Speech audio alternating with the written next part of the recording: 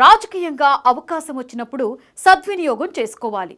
ప్రజలు తమపై పెట్టిన నమ్మకాన్ని కాపాడుకోవాలి. అలా కాదని పదవిని, అధికారాన్ని దుర్వినియోగం చేసేవారికి సీఎం చంద్రబాబు ఫైనల్ వార్నింగ్ ఇచ్చేశారు.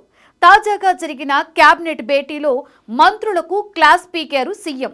పద్ధతి మార్చుకోకపోతే మీ ప్లేసుల్లో కొత్త వాళ్లు వస్తారన్నారు. ఇంతకు అట్టర్ ఫ్లాప్ అయిన మంత్రులెవరు? వాళ్లపై వచ్చిన ఆరోపణలేంటి? త్వరలోనే మంత్రివర్గాన్ని ప్రక్షాళన చేసే సూచనలు కనిపిస్తున్నాయా? అదే కనుక జరిగితే బెర్త్ కోల్పోయేది ఎవరు?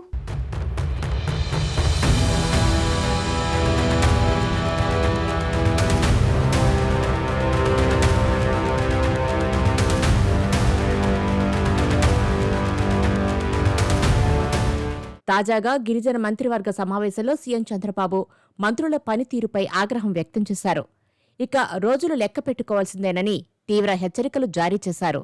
మంత్రి పదవి చేపట్టి ఏడాది పూర్తయినప్పటికీ ఇంకా కొందరు మంత్రులు పనితీరు మార్చుకోకుంటే ఎలా అని ప్రశ్నించారు. అసలు మంత్రులు ఏం చేస్తున్నారో కూడా తెలియని పరిస్థితి ఉందని అసహనం వ్యక్తం చేశారు. విపక్షాలు చేస్తున్న విమర్శలకు సరైన కౌంటర్ ఇవ్వడంలో కూడా అమాత్యులు విఫలమవుతున్నారని, వైసీపీ నేతలు మహిళా ఎమ్మెల్యేలను కించపరిచే విధంగా మాట్లాడినా స్పందించకుండా మౌనం పాటించడమేంటని కటువుగానే ప్రశ్నించారు. మీ స్థానంలో కొత్తవారు వస్తారని కూడా చంద్రబాబు హెచ్చరించారు.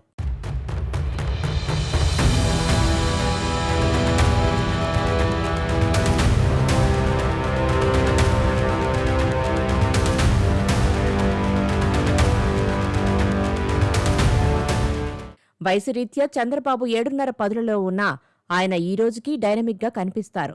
అలుపు లేకుండా పని చేయగలరు. టూర్లు కూడా తిరగగలరు. రోజుకు 2-3 సమీక్షలు సులువుగా చేయడమే కాదు, ప్రతి శాఖ మీద ఏం జరుగుతుందో తెలుసుకుంటున్నారు.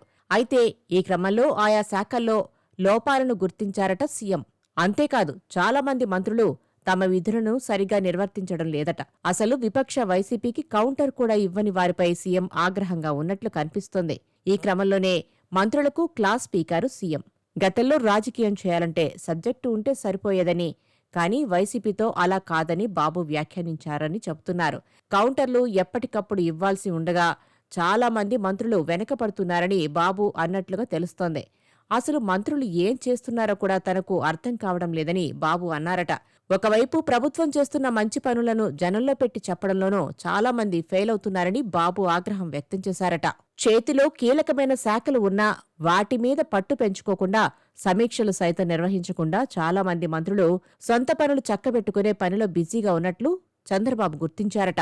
అంతేకాదు, జిల్లాల పర్యటనలు మంత్రులు ఎందుకు చేయడం లేదని సీఎం ఘాటుగానే ప్రశ్నించినట్లు తెలుస్తోంది. పొగాకు, మిర్చి, మామిడి రైతులకు గిట్టుబాటు ధరలు ప్రభుత్వం కల్పిస్తున్నా కూడా ఏదీ జరగడం లేదని, జగన్ వీధుల్లోకి వస్తున్నారని, అయినా ఉన్న వాస్తవాలు చెప్పి ఆయనను ఎందుకు కౌంటర్ చేయలేకపోతున్నారని మంత్రుల మీద సీఎం కాస్త సీరియస్ అయినట్లుగానే తెలుస్తోంది. ఇకనైనా తీరు మార్చుకోకపోతే మాత్రం తాను కూడా వేరేగా ఆలోచనలు చేయాల్సి ఉంటుందని మంత్రులను హెచ్చరించారట. మళ్లీ 1995 నాటి చంద్రబాబును చూస్తారని ఫైనల్ వార్నింగ్ ఇచ్చినట్లుగా తెలుస్తోంది. మొత్తానికి చూస్తే సరిగ్గా వ్యవహరించని మంత్రుల విషయంలో ఇది సీరియస్గానే ఒక హెచ్చరిక అని అంటున్నారు.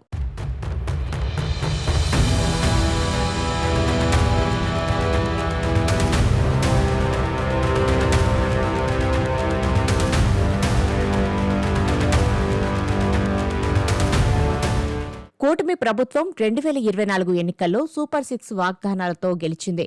ఇందులో మహిళలకు ఉచిత బస్సు ప్రయాణం, నెలకు 1500 ఆర్థిక సహాయం వంటివి ఉన్నాయి. ఈ వాగ్దానాల అమలు ఇంకా పూర్తి స్థాయిలో జరగలేదనే విమర్శలు వస్తున్నాయి. ఉచిత ప్రయాణం జిల్లాకే పరిమితమని చెప్పకనే చెప్పారు. ఈ నేపథ్యంలో మంత్రులు ప్రతిపక్ష దాడులను సమర్థవంతంగా ఎదుర్కోలేకపోతే ప్రభుత్వ ఇమేజ్ దెబ్బతినే అవకాశం ఉందనేది సీఎం చంద్రబాబు భావన. ఇక సీఎం మంత్రులపై అసంతృప్తి వ్యక్తం చేయడం టీడీపీ, జనసేన, బీజేపీ కూటమిలో అంతర్గత సమన్వయ లోపాన్ని సూచిస్తుందని రాజకీయ విశ్లేషకులు అంటున్నారు. మంత్రివర్గంలోని కొందరు మంత్రులు, ముఖ్యంగా బీజేపీ, జనసేన నాయకులు టీడీపీ రాజకీయ వ్యూహాలకు అనుగుణంగా పనిచేయడంలో విఫలమవుతున్నారనే అభిప్రాయం సీఎం పరోక్షంగా వ్యక్తం చేశారట.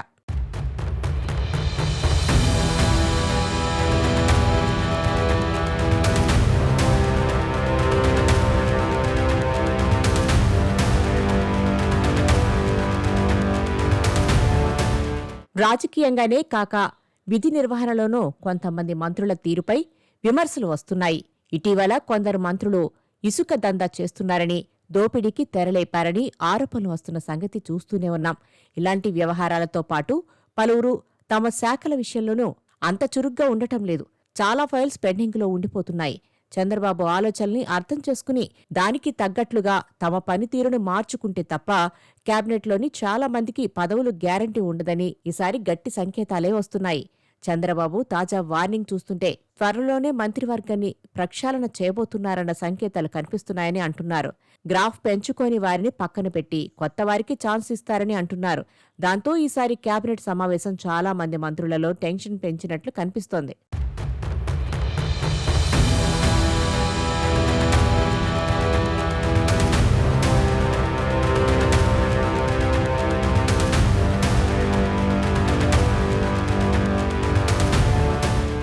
కనీసం 4-5 మంత్రులను తప్పిస్తారన్న ప్రచారం చాలా కాలంగా ఉంది. కొందరు మంత్రులు ఇంకా లో ప్రొఫైల్ మెయింటైన్ చేస్తున్నారట. అంతేకాదు ఇంకొందరు మంత్రుల విషయం తీసుకుంటే సబ్జెక్టు మెరుగుపరుచుకోలేదని అంటున్నారు. ఇక త్వరలోనే నాగబాబుతో పాటు మరో 4-5కి ఈసారి ఛాన్స్ ఉండొచ్చు అంటున్నారు. పక్కన పెట్టబోయే ఆ 4-5లో ఎవరున్నారనేదే చర్చ. కొత్తవారు వస్తారు అని బాబు అన్నట్లుగా వస్తున్న వార్తలతో మంత్రి పదవుల మీద మక్కువ పెంచుకుని ఆశగా ఎదురుచూస్తున్నవారు ఇప్పుడు తెగ ఉత్సాహపడుతున్నారట. చూడాలి మరి పాతవారు పనితీరు మార్చుకుంటారో లేక కొత్తవారికి ఛాన్స్ ఇస్తారో అన్నది.